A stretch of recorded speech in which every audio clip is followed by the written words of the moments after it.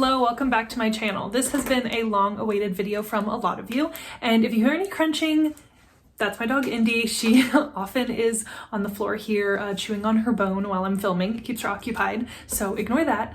But I have been teasing about this video for about 2 months now. So if you are new to my channel, I do bookish content, but I also have been dipping my toes into some budgeting and cash stuffing content. I've been watching cash stuffing on YouTube for about 2 years now.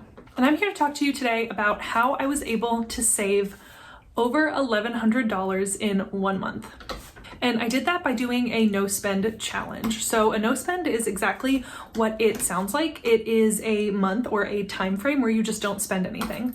And I did no spend January in 2024 and I was able to save over $500. So I decided to challenge myself this year, and my goal was to save at least $750, and I definitely blew that out of the park. Definitely go watch my video where I talk about all of the steps and tips that I have for no spend. I might mention some of them here, but that's very much more a in-depth how-to video. This isn't as much a how-to video as it is just going over some of the numbers and talking about how I was able to save that much. So just to give some background, I am a 32-year-old and I live in Virginia with my fiance and our 2 dogs.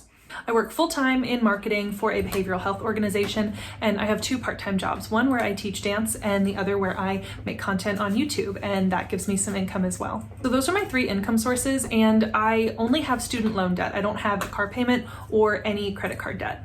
So the method that I use to track all of my spending and to keep track of my numbers is the Budget by Paycheck workbook from the Budget Mom. I've been following the Budget Mom for about 2 years, and she is not who introduced me to cash stuffing, but she definitely introduced me to this method of budgeting and budgeting per paycheck. So I budget each paycheck and I try to go for a zero-based budget. Not that that means that my checking account gets to 0, but every dollar that comes into my checking account has a plan, has a purpose. That allows me to have a really good idea of where my money is going and when, because that's really why I started this journey over 2 years ago now, was because I realized I would pay my bills and then not know where all my money went. And I kind of had savings, but I didn't really keep track of it. And I wasn't keeping track of my bills either. They were all on auto pay, but I couldn't really tell you what days they came out. I just kind of knew around how much I needed each month to pay my bills and have some extra. And I also felt like my checking account was getting too low during that end of the month, beginning of the next month time frame, where pretty much all of my bills were having to come out. So now I'm able to kind of keep track of it better so that I'm not worried about, oh my gosh, is there gonna be enough money in my checking account for all of my bills? Am I gonna have to pull into my savings? It's all just right there. So I highly recommend checking out the Budget Mom and her content on Instagram and YouTube. And I will link the Budget by Paycheck workbook video below that I did, where I unboxed this and talked about all of the features in it. I love this method, and this book is, some people say it's a little bit pricey, but to me, it is so worth the investment because I actually do this. I actually track it every day, and I look forward to my budget, and I look forward to seeing where my numbers are versus I used to dread it. I used to avoid looking at my checking account and my finances. So to prepare for my no spend, I definitely made sure to try and cut some of my extra spending as far as subscriptions. So I did pause my Audible subscription, which I use to get an audiobook once a month. And I also paused, I believe, Book of the Month, and I paused Kindle Unlimited. Did those because I knew I had enough physical books to read this month. I didn't need to be getting those audiobooks. Something else that was helpful for saving as much money as I did this month is that this was a magic month for me. And if you're unfamiliar what a magic month is, it just basically means where you get more paychecks than you're intended. So I get paid every other week. So that means that I have 26 paychecks per year, which means that there's 2 months out of the year where I actually get 3 paychecks instead of 2. So it's not that that's extra money, because the money from that paycheck has to cover my bills until I get paid again.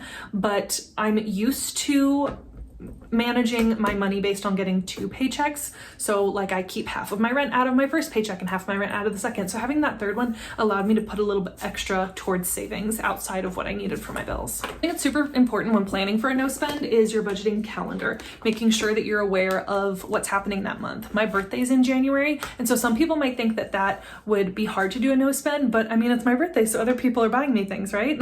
My fiance took me to dinner and I got a couple of presents, and so getting things like that for my birthday made it a lot easier to not spend anything because I wasn't feeling like I wanted to go shopping. Not only did I just get presents in December for Christmas, but also in January for my birthday. So I didn't have the urge to go to Home Goods and just spend money. I deleted Amazon, Sephora, all of those apps, Chick-fil-A, all of those apps that I usually will just spend money on a lot.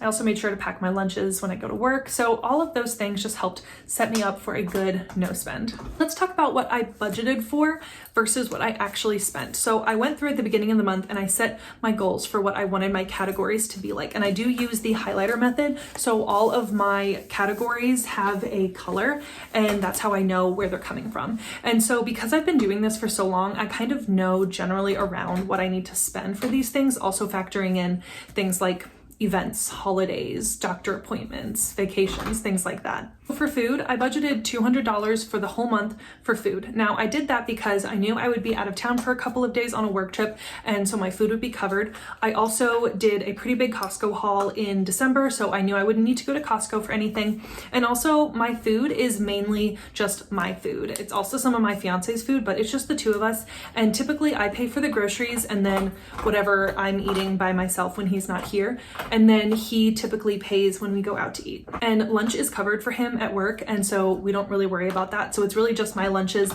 and then our dinners that we eat at home. So I budgeted $200 for food and I only spent $183 on food. And like I said, that was eating at home, that was packing my lunches, that was getting really familiar with my pantry and my freezer and what was already in there. It was kind of using some of those staples that I knew were in there and kind of getting creative with them. And then for my car, I budgeted $213 and that is car insurance and gas. My car is paid off.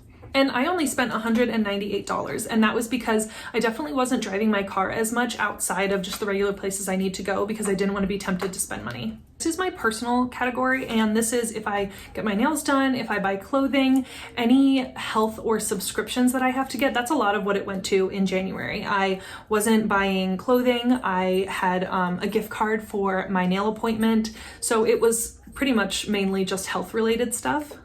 I ended up having to cancel my haircut, so that money wasn't spent, but I do already have that budgeted in a cash envelope and ready for whenever I do get my haircut, but that's something that I thought I would have, and so that's why I budgeted a little bit higher than I typically would for personal and health expenses. And so I did go over in this category. I budgeted $100 and I did spend $142, but like I said, that was some other things that I had going on as far as health related things. I did have to go to the doctor a few times, and so I did have to spend about $90 in co-pays throughout the month. And then I had to get some prescriptions from the pharmacy as well. So $142, and a majority of that was health related. So that to me is a necessity. Really with this no spend, I was trying to only spend on necessities, and I feel like I did a pretty good job of that. Next we have subscriptions, and I did budget $316 and I only spent $305.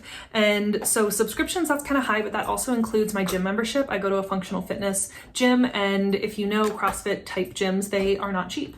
But again, that's a necessity. I feel like it's for my health. It's a community that I enjoy. And then I also have some Patreon subscriptions because I like to help out my friends and be a part of their communities. And then my Hulu subscription I have in there as well, but then also the subscriptions that I have to use for YouTube, so Canva and Epidemic Sound.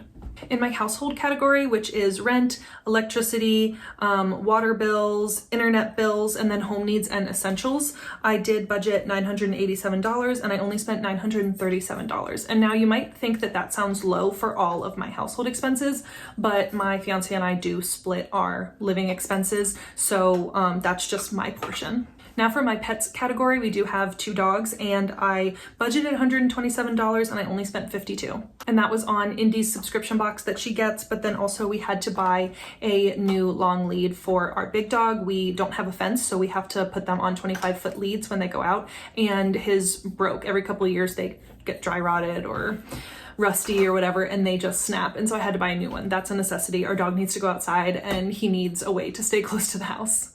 Next was gifting, and I forgot to budget anything for gifting, but I did spend $95. And the money in that gifting category went to a birthday present that I got for one of my friends, but then also to make a care package for my fiance's sister. She had surgery and was staying with us for a while, so I wanted to make her a little care package to make her feel at home and welcome while she was recovering at our house. And then for my debt category, I budgeted $200 and I spent $200. Like I said, the only debt I have right now is my student loans, and because I was doing a no spend, I decided to only pay pay what I've been paying and not put any extra towards my student loans this month because I definitely wanted to save the difference. But moving forward, I plan on increasing how much I'm paying towards my student loans so I can get that principal paid down. And my miscellaneous category is just kind of random stuff that I forget about in my budget, and I didn't budget anything for that, and I ended up spending $29. And then for savings, I budgeted that I would save $650, and that savings consists of a savings challenge that I did where I rolled a dice every day, and whatever the dice landed on, that's how much I saved, and I was able to save $101 doing that.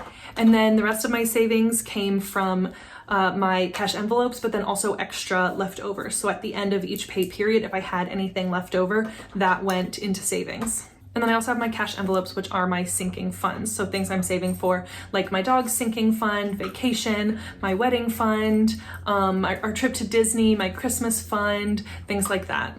And all of this savings is separate from what is automatically put in my savings account from my paycheck. Before my paycheck even hits my account, obviously taxes are taken out from my full-time job, my benefits like medical, life insurance, retirement, all of that, my 401k, my dental insurance, short-term disability, long-term disability, all of that stuff is taken out. And then a portion of my paycheck before I even see it is automatically put into a savings account that I don't touch. So what is deposited into my checking account is what I have to live on. And so this is just savings from that, just from my paychecks. So then when we factor in everything I put towards savings and everything that I had left over and my savings challenges and everything, I saved $1,101. That is just incredible. That is like a mortgage payment for a lot of people. That is just incredible that I was able to save $1,000. And it really is just by living below my means for a month and telling myself, okay, I'm only gonna buy what I absolutely need.